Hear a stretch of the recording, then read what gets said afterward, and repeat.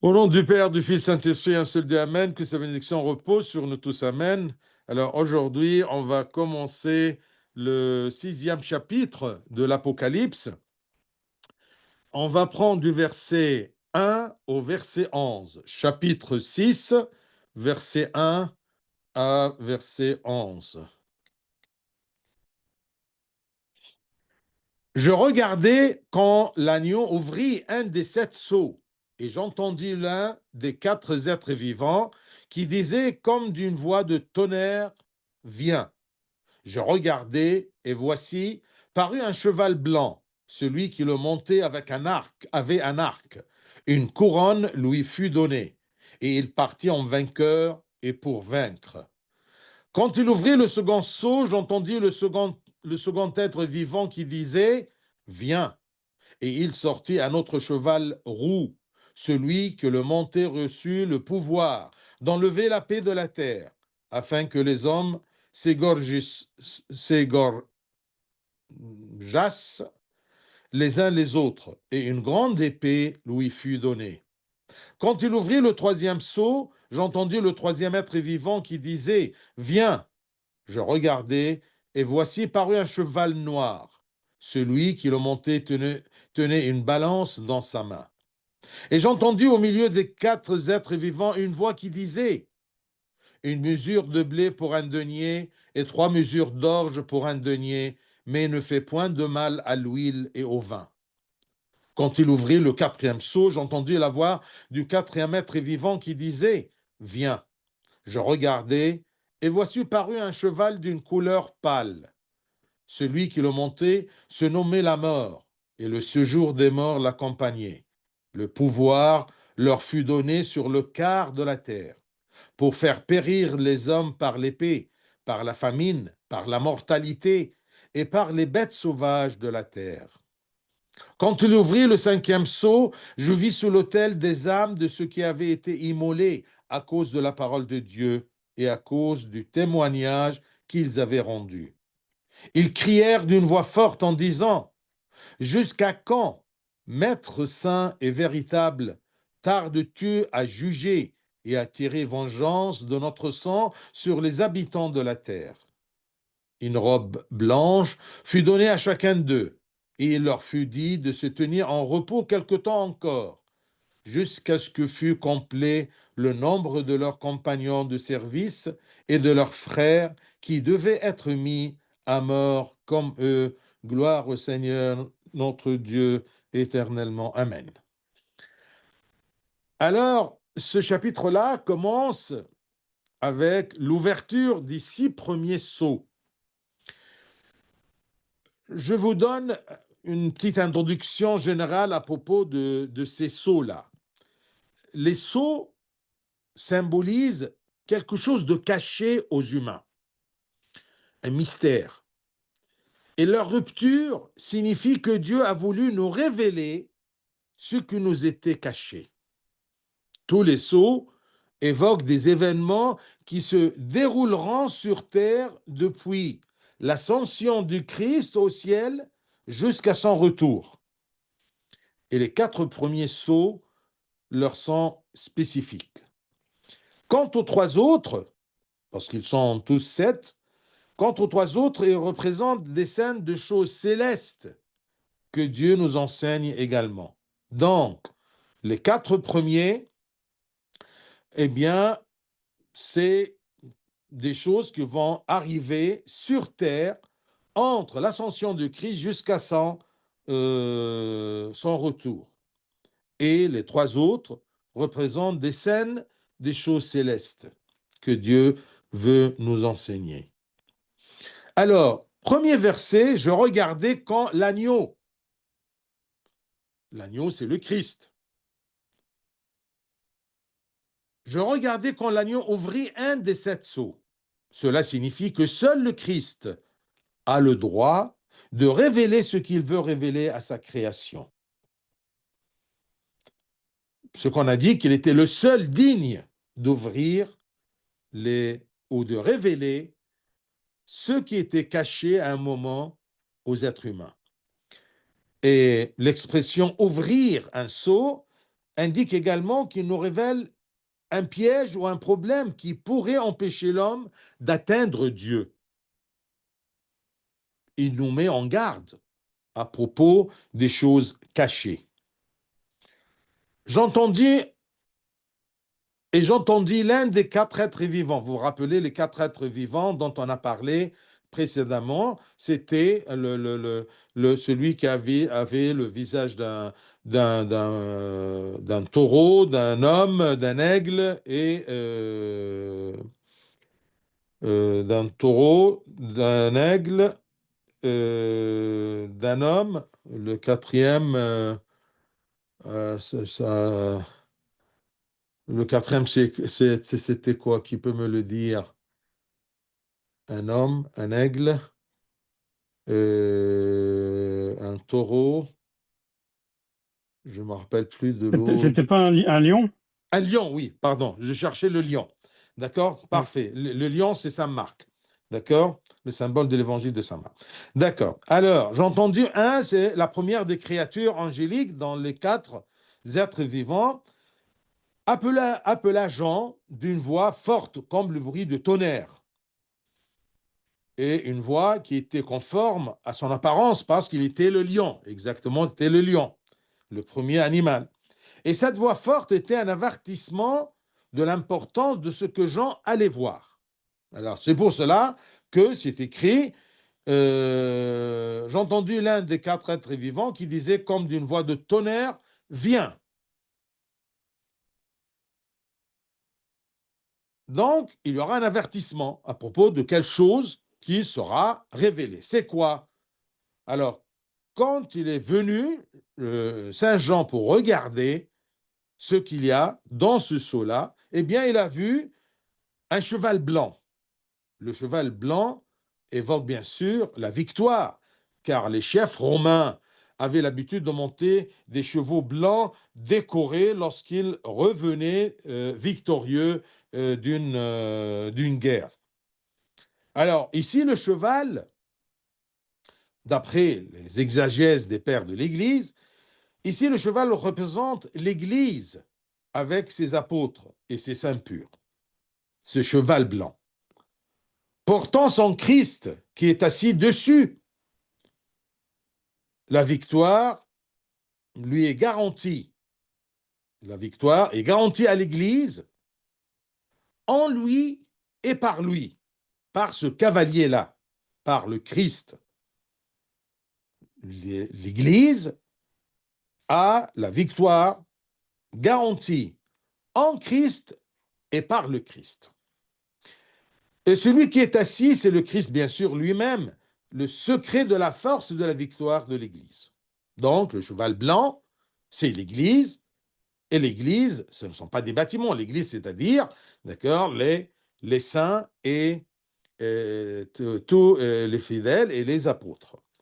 Alors, il y a un arc, lui a été donné, ce qui signifie qu'il combat pour l'Église et remporte la victoire.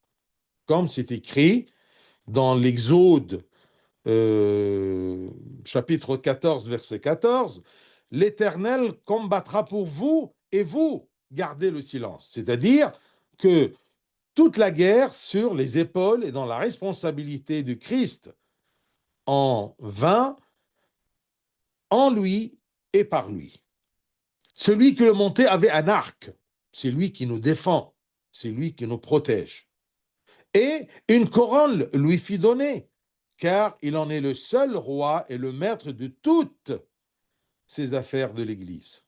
Il est notre roi et il est notre défendeur. C'est lui qui nous protège.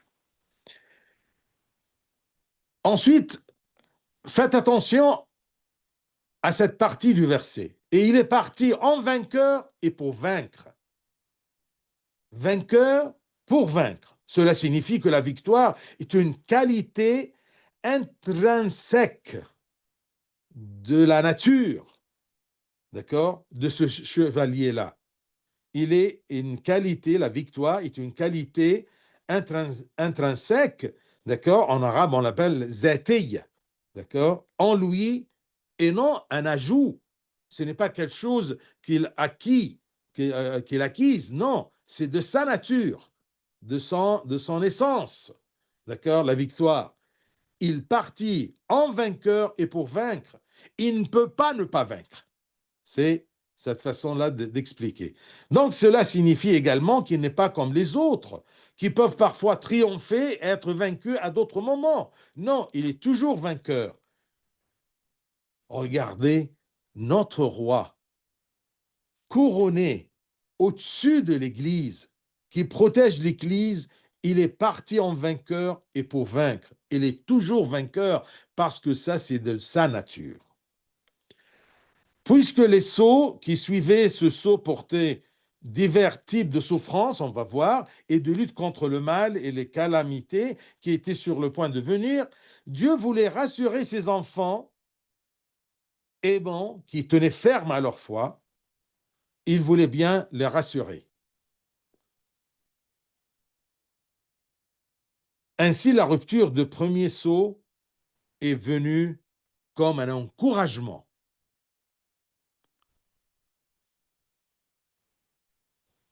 Comme un encouragement parlant de la victoire, de son achèvement et du triomphe de l'Église confirmé par son Christ, son chef.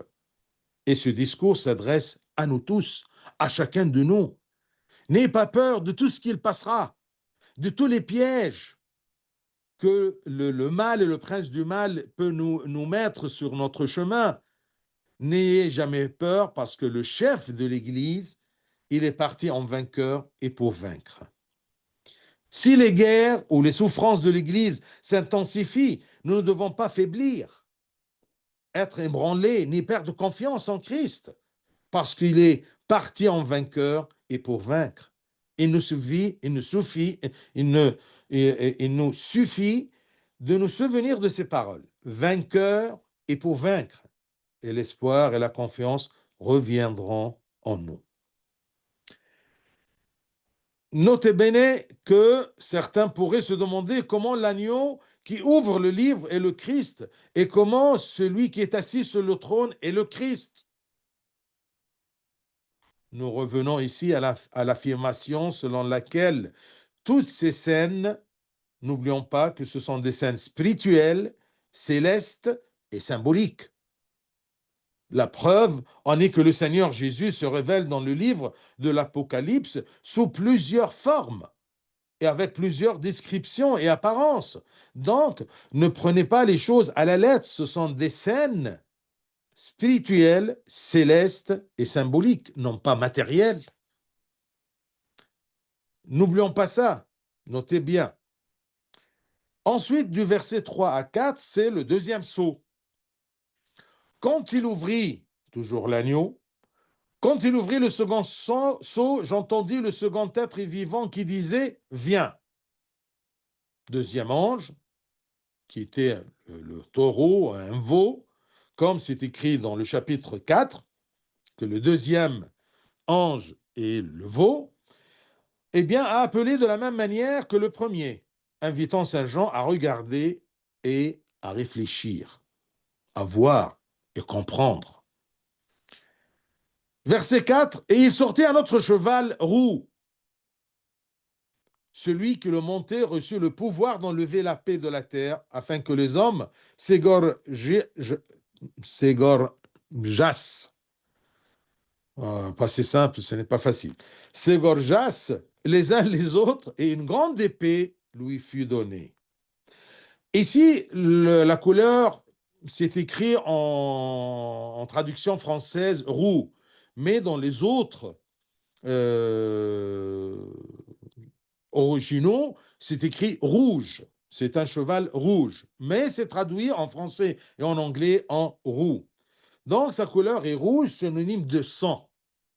Et celui qui le monte est le chef du mal, doté d'un grand pouvoir, une grande épée. Il suscitera des persécutions contre l'Église et de nombreuses guerres au fil des générations jusqu'à ce que les hommes aspirent à la paix. Et c'est ça le sens que parfois Dieu permette, d'accord, ces guerres et ces douleurs, tout simplement pour que l'homme, d'accord, aspire à la paix, il commence à chercher la paix. Mais personne ne la trouvera, sauf ceux qui placent leur espoir et leur confiance en Christ. Ce cheval et son cavalier sont en accord avec tout ce que le Christ a dit et prédit dans son discours, dans Matthieu 24, si vous vous rappelez, d'accord, les malheurs qui vont venir avant la fin du monde. Il représente les différentes périodes de persécution au cours desquelles un grand nombre de chrétiens sont martyrisés. Et bien sûr, quand on dit martyr, n'oublions pas la gloire du martyr et la couronne des martyrs. Reçu le pouvoir, celui que le monteur reçut le pouvoir d'enlever la paix de la terre. Reçu le pouvoir indique que, bien que les guerres soient l'œuvre des hommes et la pensée de Satan, mais elles sont permises par Dieu.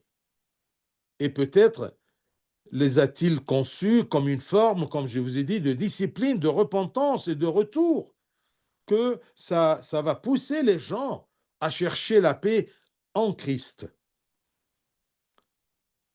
Les martyrs occupent une place importante dans l'Église car ils ont donné leur vie entière pour le Christ. Alors, efforcez-vous de supporter les épreuves que vous traversez et de renoncer à certains de vos désirs au nom de l'amour et de la paix, et vous gagnerez des âmes au Christ.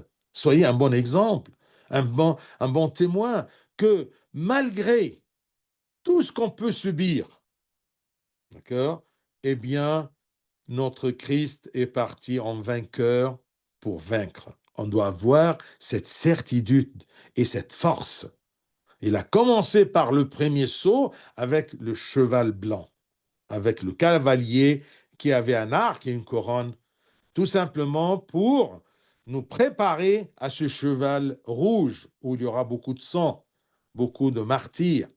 Mais les martyrs sont la gloire de l'Église et le symbole de l'amour et la fidélité au Christ. Troisième sceau, versets 5 et 6. Quand il ouvrit le troisième sceau, j'entendis le troisième être vivant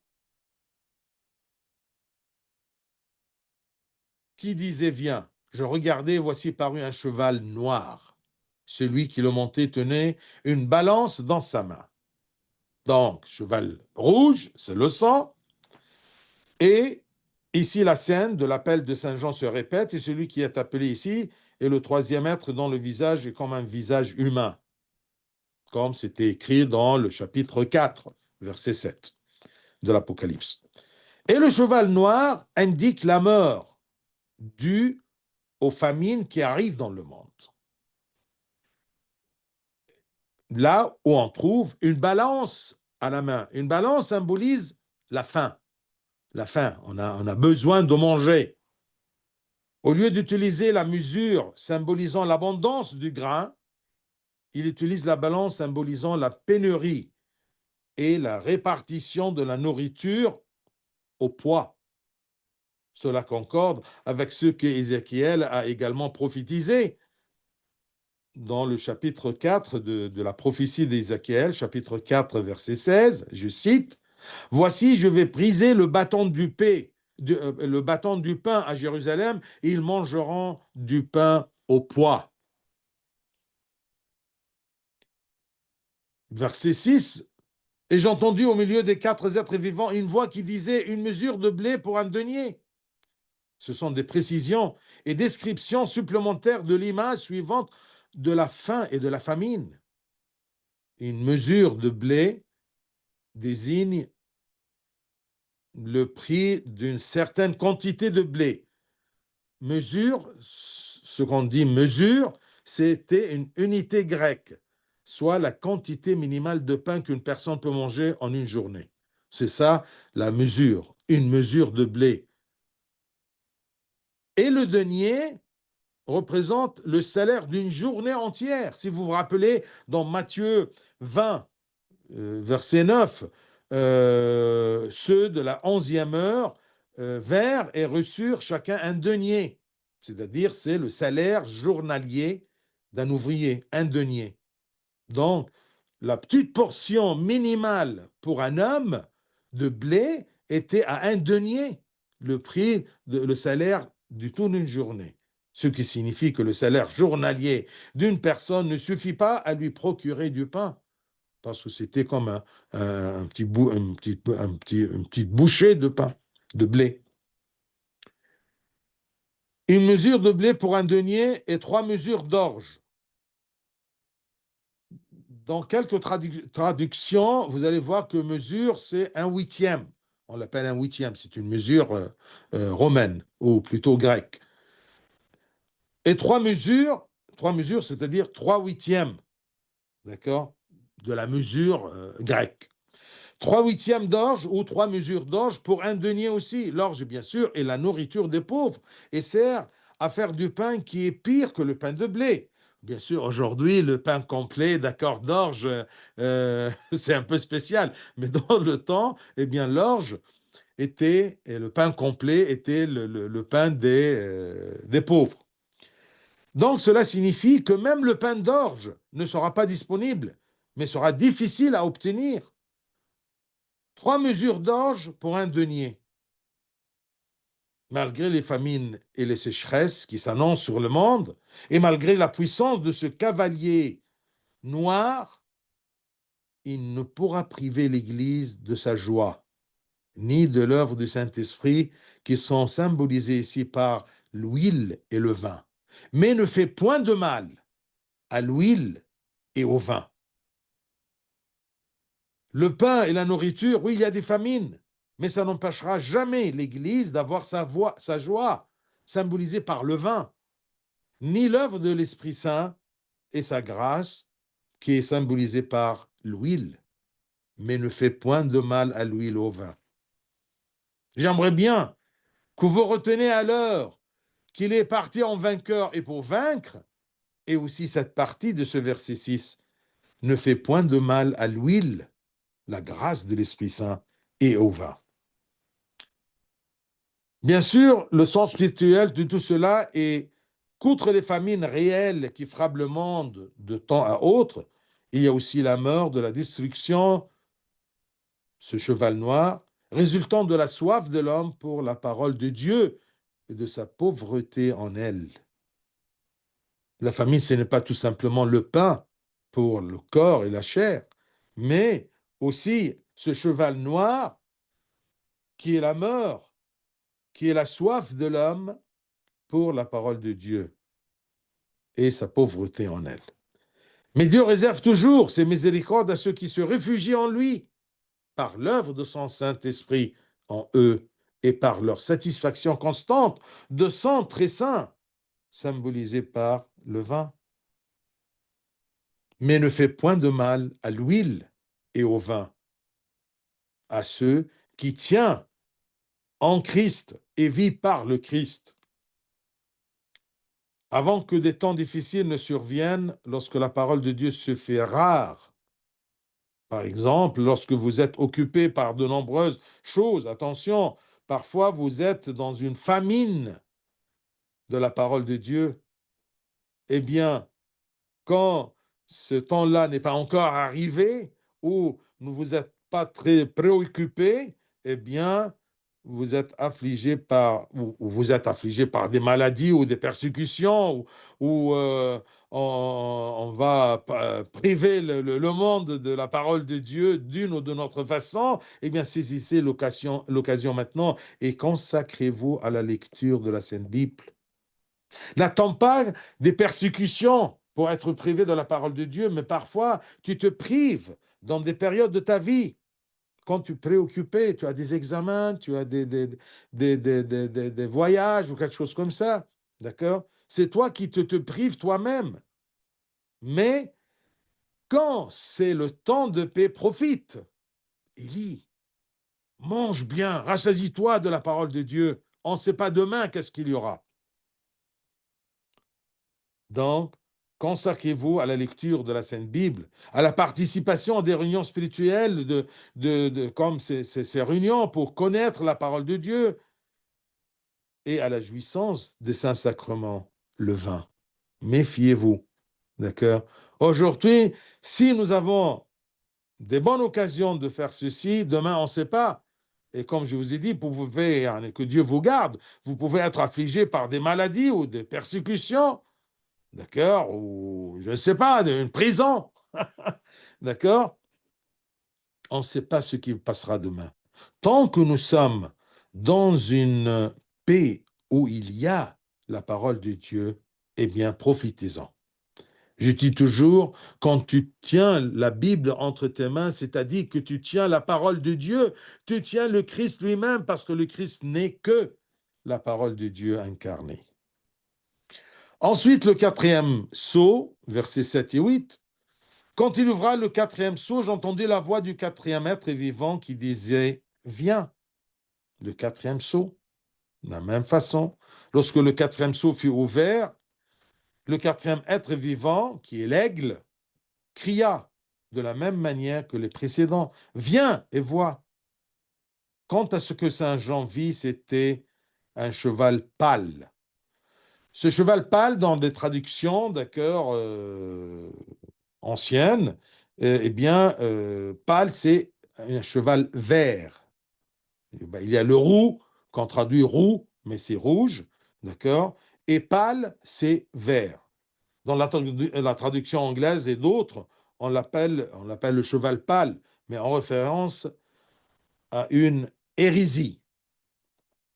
Pâle, vert, est une hérésie et à une innovation que l'Antéchrist apportera.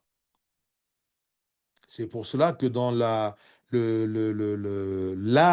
copte, le vert est le symbole de Satan, des hérésies, de l'antéchrist. C'est pour cela qu'on ne l'utilise pas dans l'habit ou dans l'entourage des saints. Alors, en raison du danger qu'il représente, on l'appelait la mort. Verset 8, je regardais, voici paru un cheval d'une couleur pâle, verte. Celui qui le montait se nommait la mort. Et le séjour des morts l'accompagnait. Le pouvoir leur fut donné sur le quart de la terre, pour faire périr les hommes par l'épée, par la famine, par la mortalité et par les bêtes sauvages de la terre. En raison du danger qu'il représente, cette hérésie, cet antéchrist, eh bien, on l'appelait la mort. La mort n'est pas seulement son nom, c'est aussi la fin de ceux qui le suivent et de ceux qui suivent son enseignement. Le séjour des morts, c'est-à-dire l'abîme le suit, l'enfer le suit. Bien sûr, l'abîme signifie l'enfer, le séjour des morts, et symbolise également le lieu où se trouvent les forces du mal. Cela signifie que le sort de ceux qui acceptent cet enseignement étranger à la foi est la mort et la destruction. Le partisan de cette hérésie, cette foi étrangère, cette foi tordue, utilisera tous les moyens à sa disposition pour combattre la foi des enfants de Dieu, comme le meurtre par l'épée pour propager son message ou la famine ou la persécution. Il va utiliser tous les moyens de mal pour obliger les gens de le suivre. Par la famine, par l'épée, par les bêtes sauvages de la terre. Les bêtes sauvages de la terre symbolisent ici les disciples de ce cavalier-là, de la mort. Le mot bête était utilisé pour indiquer leur cruauté et l'intensité avec laquelle elles tuaient les peuples qu'elles fréquentaient et absorbaient. Tous les disciples et les agents de ce mauvais enseignement, de cette hérésie, de ce qui est faux. Et ce pouvoir-là était sur un quart de la terre. Bien sûr, la miséricorde divine a empêché l'hérésie de ce meneur de se propager sur plus d'un quart de la terre. C'est déjà trop, mais au moins c'est un quart, non pas toute la terre. Dieu est le protecteur de la foi de ses enfants, et aussi féroce et destructeur que soit le danger, mais il est toujours le protecteur de la foi de ses enfants. Il est limité par rapport à sa puissance. Il permet, mais le problème, c'est la liberté de l'homme de suivre la mort, de suivre l'antéchrist, cette hérésie-là, ou, d'accord, de rester dans la bonne foi du Christ. Donc, ce cheval vert est effrayant. Ne vois-tu pas avec moi qu'il en a avalé beaucoup? Un quart, c'est déjà beaucoup. Un quart de la terre. Donc, prenez donc garde et gardez votre maison et vos enfants de toute foi étrangère que l'Église de Christ n'enseigne pas dans sa foi correcte et droite. Et n'oubliez pas que son nom est la mort et que l'abîme la suit. Tenez bien à la foi de l'Église, notre mère, qui nous transmet toujours la vérité. Le cinquième sceau et la nouvelle vision, c'est du verset 9 à 11. À partir du cinquième sceau, quand il ouvrit le cinquième sceau, je vis sous l'autel les âmes de ceux qui avaient été immolés à cause de la parole de Dieu et à cause du témoignage qu'ils avaient rendu. Vous voyez ici, c'est la raison du martyr. C'est quoi? C'est la parole de Dieu. Plus on tient à la parole de Dieu et au Christ, eh bien, on peut être martyrisé. Et à cause du témoignage qu'ils avaient rendu.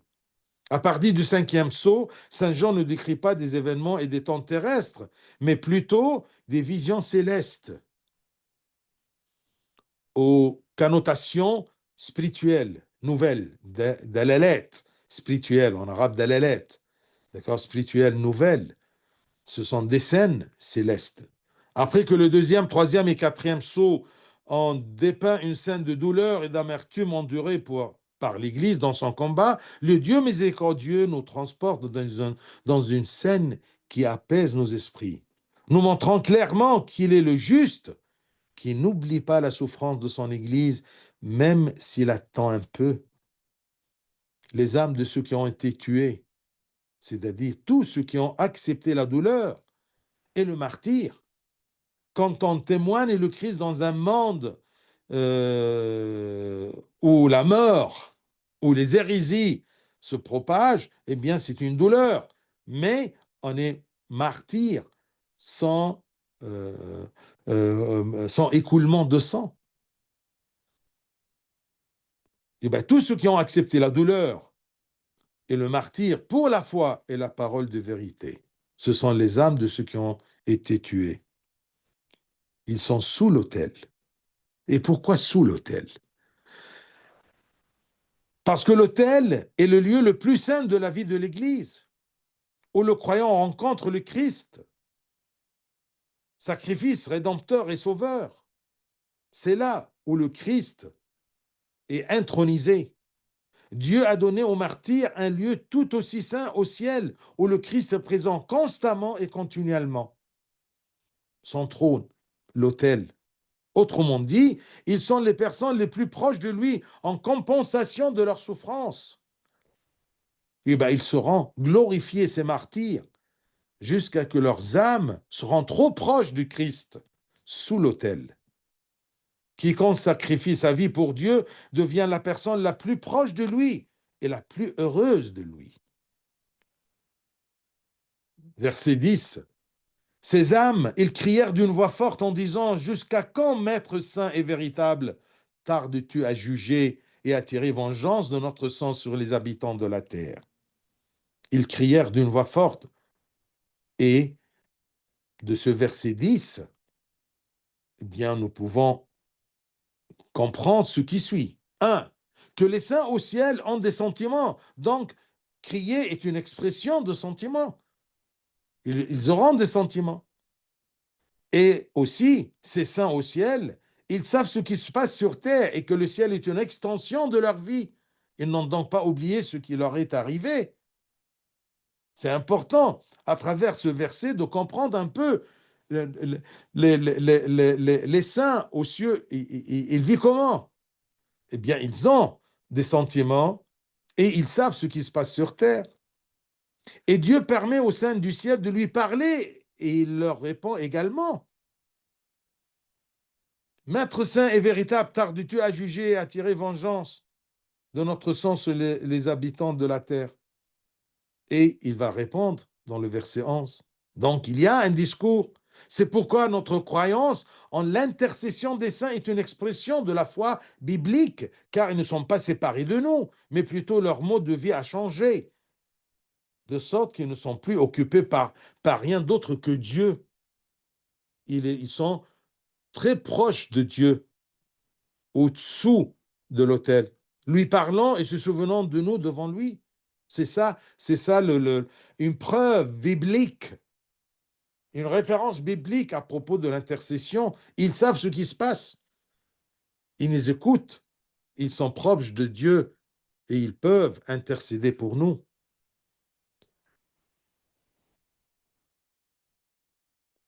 Jusqu'à quand ne jugez pas et ne vengez pas notre sang?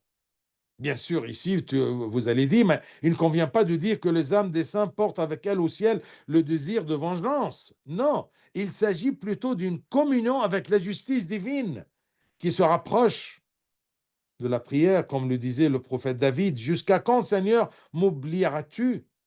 C'est une façon d'exprimer, mais ils ne veulent pas une vengeance. Mais c'est une communion avec la justice divine. Cette communion, cette prière, dans leur sens profond, sont une déclaration de Dieu à notre égard, qu'il n'oublie pas le sang de ses enfants, comme il dit à Caïn, si vous vous rappelez Genèse 4, verset 10, le sang de ton frère crie jusqu'à moi. Donc c'est une façon d'être en communion, en prière avec la justice divine. Jusqu'à quand? Nous pouvons également dire que ces saints martyrs ne cherchaient pas à se venger de personnes en particulier, mais plutôt de l'ensemble du royaume du mal. Et cela est bien sûr, spirituellement permis.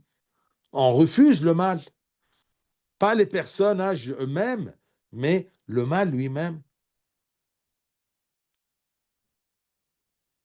Verset 11, une robe blanche fut donnée à chacun d'eux et leur fut dit de se tenir, donc Dieu leur répond. Il leur fut dit de se tenir en repos quelque temps encore.